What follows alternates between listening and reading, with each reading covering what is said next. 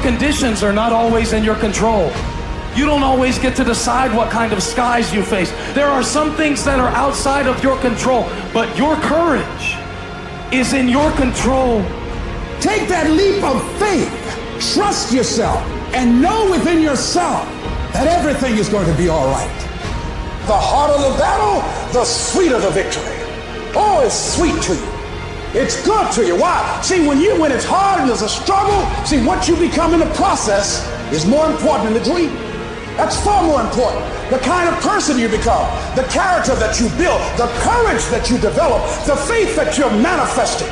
Oh, it's something that you get up in the morning, you look yourself in the mirror, you're a different kind of person. You walk with a different kind of spirit. And people know that you know what life is, that you have embraced life. You knew it was hard, but you did it hard.